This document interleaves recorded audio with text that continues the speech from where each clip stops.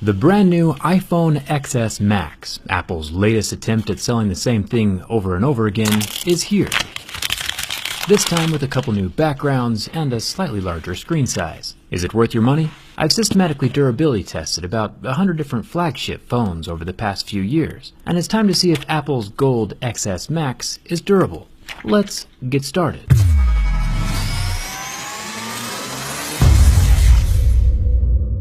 So far, things look pretty much the same, just a larger iPhone X, which is cool. Screen real estate is important.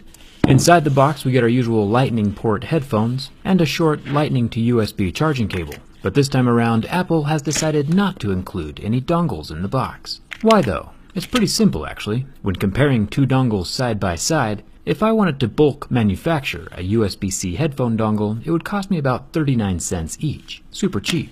It would be pretty safe to assume that the Apple dongle costs about the same, since they have the same materials and do basically the same thing, but it doesn't. Apple gets massive royalties from third-party manufacturers because their Lightning port is proprietary. So why would Apple include a 30-cent accessory in the box when they can bleed a $5 royalty out of you later, even if you don't buy from Apple directly? Last year, Apple sold over 2 million iPhones. That's a lot of potential dongle sales.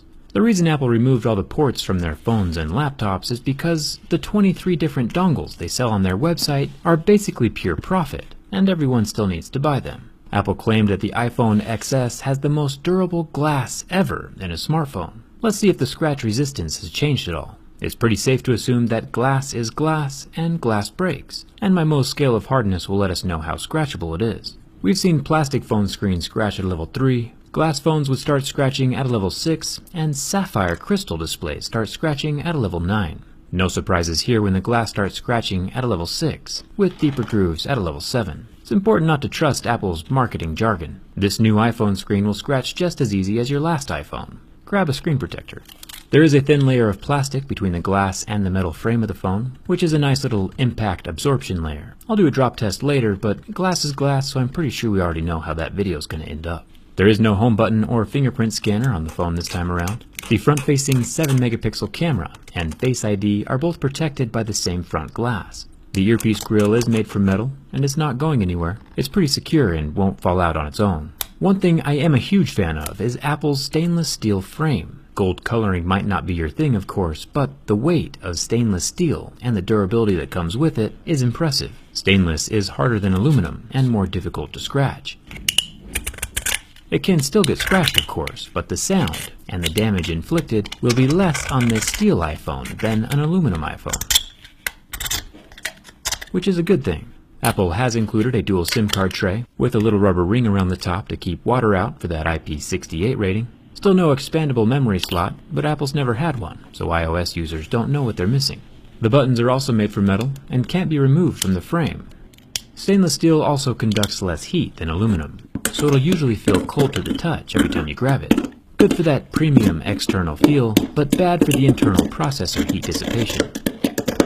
I'm still a huge fan of the mute switch. I feel like every phone needs one of these. The volume buttons are also made from metal. Down at the bottom of the phone we still have no headphone jack.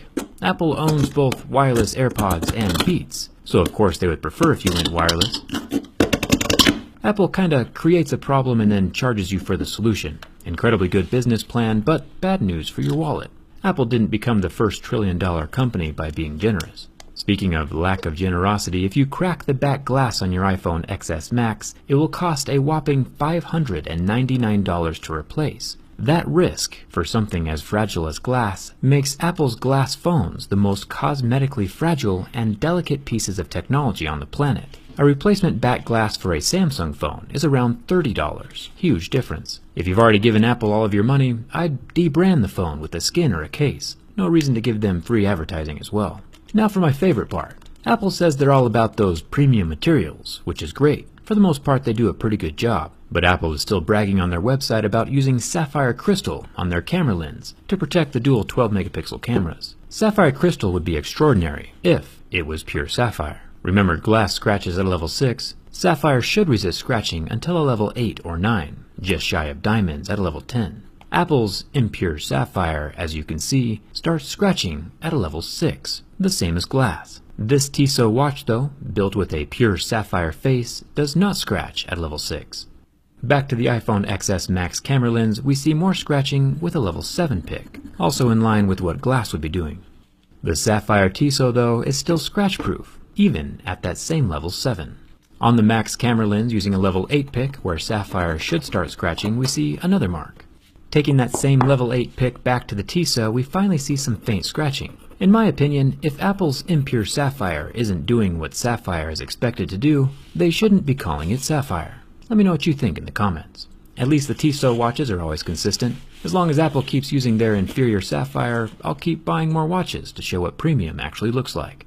Now for the burn test. Apple's a pretty fascinating company to watch. They get away with making beautiful, yet cosmetically fragile and super expensive to repair smartphones, where you have to buy back basic functionality, like some EA game loot box. You might be like, whoa, Jerry, tell us how you really feel.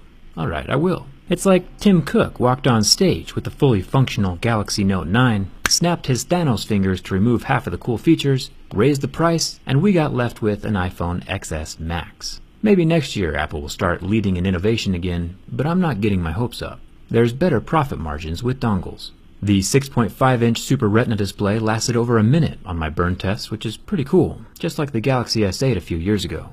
And now for the bin test. Every phone is not created equally. Some snap in half and end up on my shelf of shame. Apple has done an incredibly good job of making structurally sound phones the last couple of years, and as much as I would like to see this phone snap in half, it does not.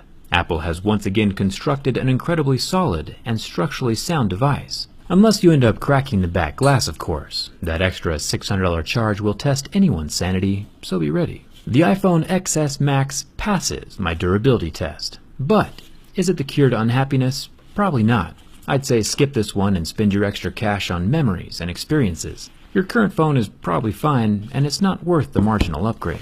I do have an extra XS Max though, and I definitely don't want it for myself. I'll give it away over on my Twitter, so come hang out with me over there. You can slap a skin on it and pretend it's an Android, or just sell it to a poor soul who doesn't know better things are out there, and keep the money for yourself. Hit that subscribe button. Thanks a ton for watching, and I'll see you around.